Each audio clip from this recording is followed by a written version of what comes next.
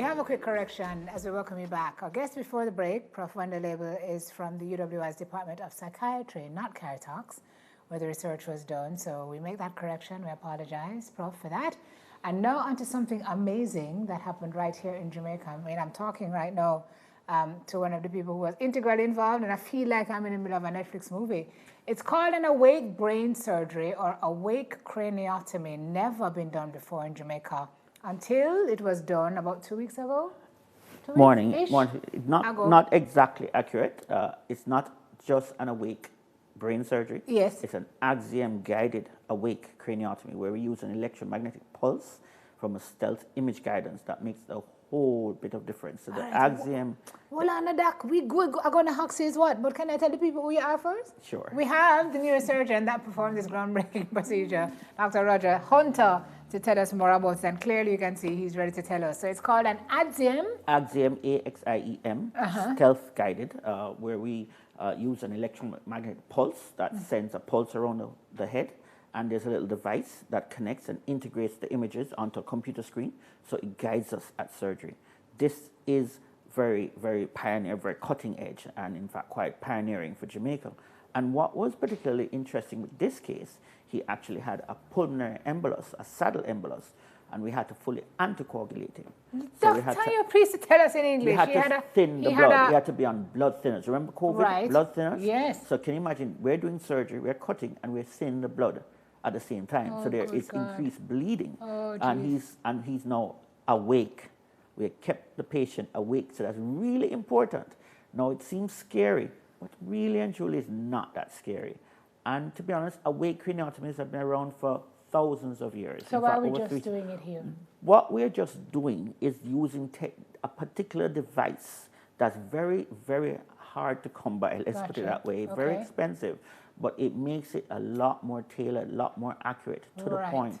Because if you have somebody awake, you want to get directly on as quickly as possible, get to the target accurately, and get out. So tell me how, so Delroy Ricketts, Butcher in Clarendon, felt fine. A couple months ago, he started to have debilitating headaches, started to impact his quality of life. He began to talk less. He lost partial motion on his left side. His son said, no, Daddy, this is not right. Went and found out that he had a tumor in the frontal right area of his brain. And Doc, this is where you came in, along with a team that worked on him. Absolutely, one of the Yes. So tell me about, so prep time was about 2 hours. That's right. You have to, in fact, it's before that. There's also planning time. We're pre-planned. So you look at the images, load them on a scan, get the equipment in place. All of that takes like on the weekend before, so it's days before. So there's quite a lot of intricacy involved in putting the team together. And I want to put a big shout out to the team because it's really a highly technical team, people with varied expertise. And if you allow me to mention them, people like Dr. Mark Sanderson, consultant, big up, at Maypen Hospital, people like Clement Smith, a very versatile scrub surgical technician who is also goes by the name Max Element. So maybe Anthony Miller can reach out to him. He's also an artist, performing artist from 2010. He's also a surgical tech. Really great guy to be in the team. Joanne Bryan, Trisha and Brown, the whole team of at Art of Surgery. Really amazing team led. The nurses led by Nurse Edwards, Shaw Edwards. Really, really amazing team. I mean, there's so many people to mention, but I mean, these are the really key elements in terms of executing the surgery and do it successfully awake. Take me through the process now, because I'm reading this story. I'm reading where the patient is saying, it's hot, that's hot.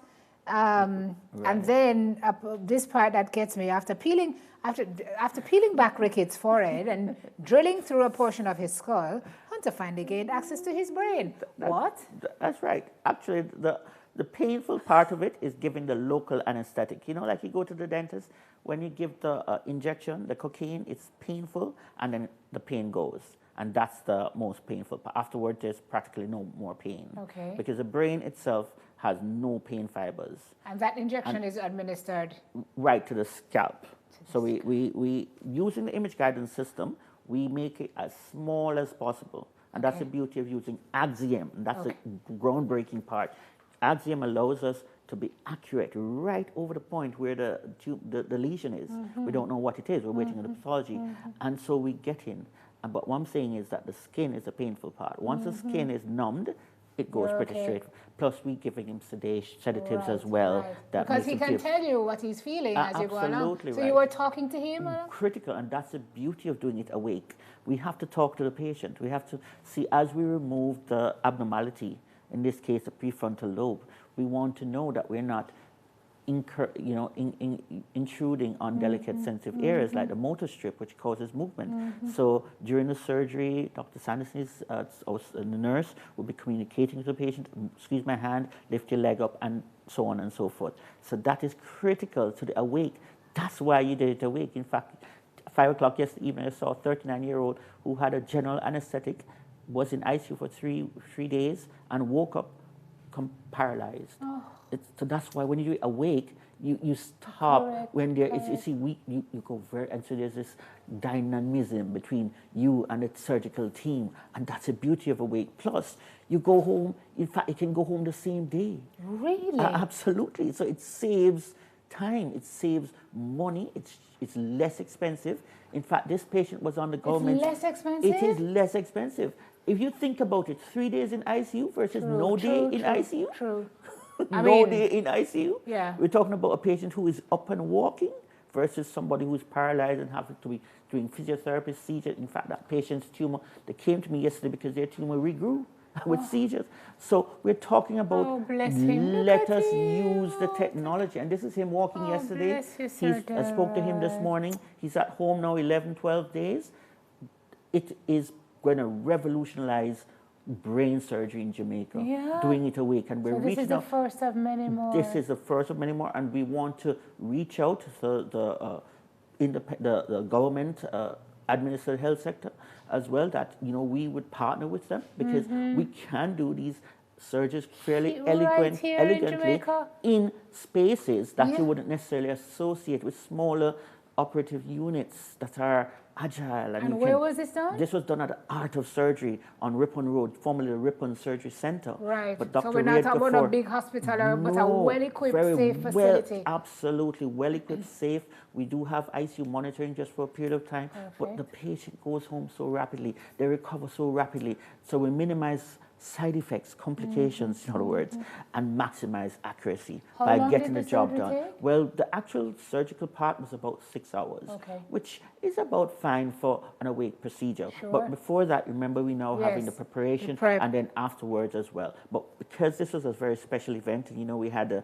big up to the star team that was there, we had to make amends and accommodate them as well. Shemel Lemmy and the wonderful team, Miss Simone Morgan and big up Gladstone Taylor, they were all here. So this technical procedure is going to transform brain surgery. Every patient doing brain surgery, the first question, can it be done awake? All right, Doc, we have to go to break. This is mind-blowing. Pardon the pun on mind and brain and all the rest of it. And that tumor weighed about 3 pounds? I guess I was tired, but it felt like 3 pounds afterwards. It was maybe not quite 3 pounds, but it felt it was quite large and heavy. Incredible. Yeah, we hope and waiting for the pathology. Big up you and your team, man. Well, thank you. We give God thanks. Art of Surgery. Well, we work also in Montego Bay as well, and other sites in Kingston. But if we touch base with Art of Surgery, we can find you. Absolutely, Oxford Medical Center, Winchester Medical Surgical Institute. But again, this patient was on a government waiting list. Yeah. And we want to partner, and we want to also Jan Hokrit, the Pro Surgery Foundation. We're also looking to partner to see how we can get government patients done in these smaller, nimble centers, and it can be done. I'm telling you, God bless our doctors. We have some amazing hands. The hands of a lifesaver here. Hold them up, Doc. Never likes to boast about his steady hands. These are the real steady hands. Thank you so much, Dr. Hunter. Pleasure. Thank you. Congratulations to you and your team. And good morning, Sir Delroy, wherever you are this morning. We hope you're feeling well. Neurosurgeon and CEO of Medical Strategies, Dr. Roger Hunter. Still to come, we're talking to the vintage fashionista, Lady Eccentric. That, stop and more after we return from Studio B. Second edition of News in 5 is next.